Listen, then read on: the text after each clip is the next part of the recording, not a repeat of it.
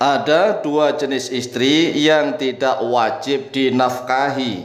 Ini para suami dan istri wajib tahu. Karena tidak semua istri itu wajib diberikan nafkah oleh sang suami. Sehingga ada dua macam jenis istri yang gugur nafkahnya.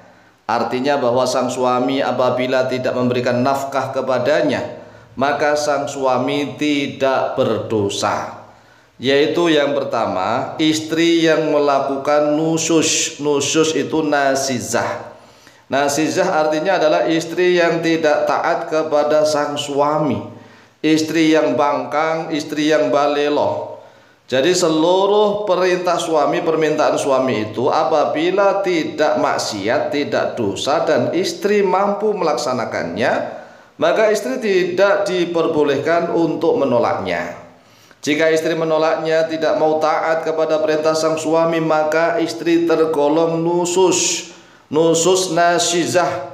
Istri yang nusyuz, yang nasizah itu menggugurkan nafkah. Karena apa? Karena dia nusyuz, tidak mau taat kepada sang suami. Atau istri yang keluar rumah dari rumah suaminya tanpa izin seenaknya.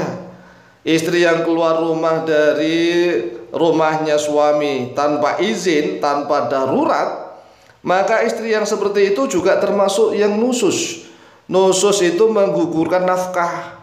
Sehingga suami dan istri harus tahu nih, bahwa sang istri apabila tidak taat selama perintah suami itu tidak untuk maksiat dan tidak untuk berbuat dosa, dan suami memerintahkan kepada istri itu, istri mampu untuk menjalankannya. Jika istri tidak mampu menjalankannya, ya tidak wajib taat. Atau perintahnya maksiat atau dosa, ya istri tidak wajib taat kepada perintah suami.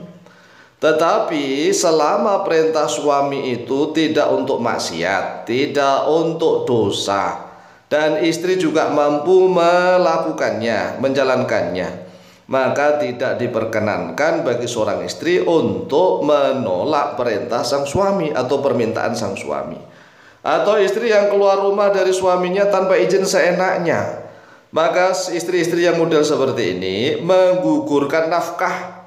Sehingga apabila sang suami tidak memberikan nafkah kepada sang istri yang nusyuz begini, maka sang suami tidak berdosa, ya, tidak berdosa. Nah, bagaimana kalau seandainya istrinya kembali taat, nurut taat patuh kepada perintah sang suami? Maka ketika itu nafkahnya wajib diberikan lagi.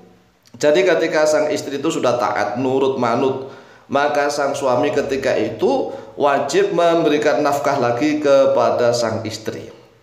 Jika istrinya sudah taat, nurut, manut, tetapi sang suami tidak memberikan nafkah sandang pangan, maka sang suami dosa.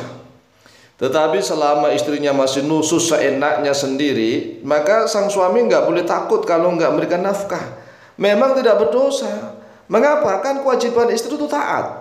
Kewajiban suami memberikan nafkah. Nah, jika istrinya tidak taat, maka gugurlah kewajiban sang suami memberikan nafkah. Itulah keadilan dari Allah. Jadi Allah sang maha adil memberikan hukum. Jadi enggak harus istri wajib dikasih nafkah semua, tidak. Tergantung istrinya model seperti apa. Kalau istrinya nusyuz, maka wajib, ya, gugurnya kewajiban ini. Jadi kewajiban nafkah dari sang suami sudah gugur. Istri tidak wajib diberikan nafkah lagi. Sehingga apabila nih ya, sang suami tidak memberikan nafkah kepadanya berupa sandang pangan, maka tidak berdosa. Kemudian yang kedua, istri yang gugur nafkahnya yaitu yang mukhtali'ah. Mukhtali'ah itu artinya istri yang minta cerai.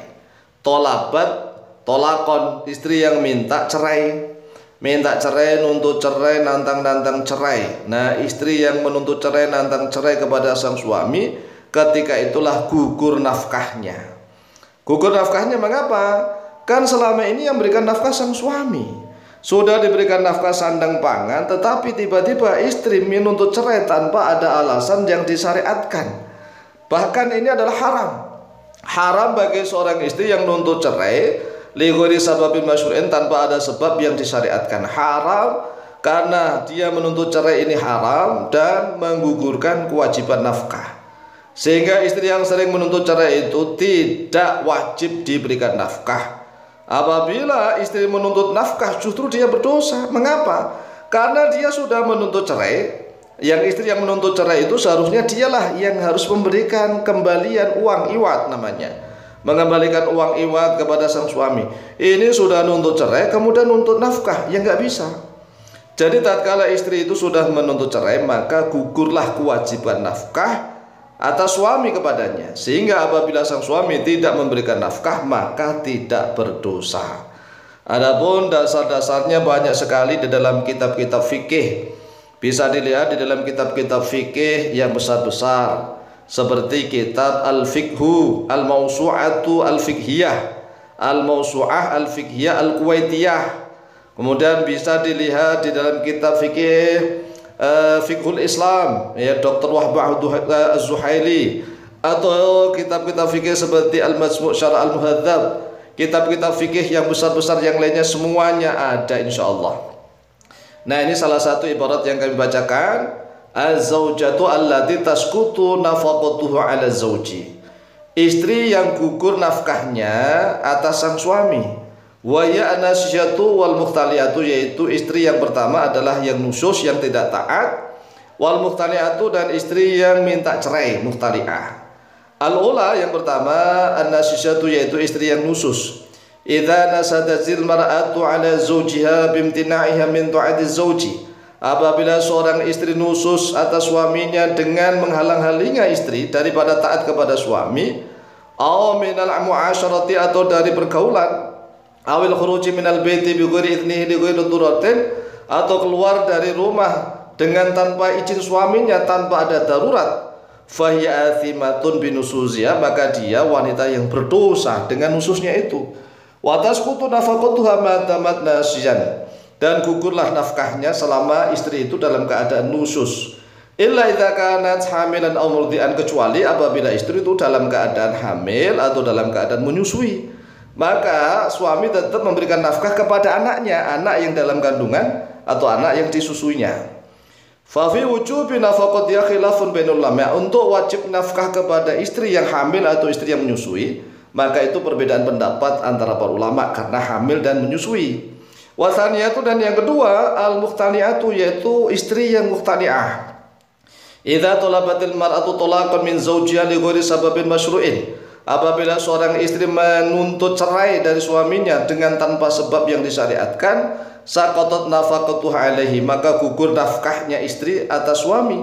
Illa antakuna hamilan aw murdi'an, kecuali jika istri itu dalam keadaan hamil atau menyusui.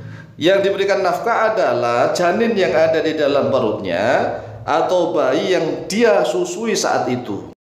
Wa yahrumu 'alal mar'ati talabul khal'i li ghairi sababin masyru'in, dan haram bagi seorang istri menuntut cerai, menuntut khulu atau cerai dari suaminya tanpa ada sebab yang disyariatkan. Sudah haram, berarti dosa.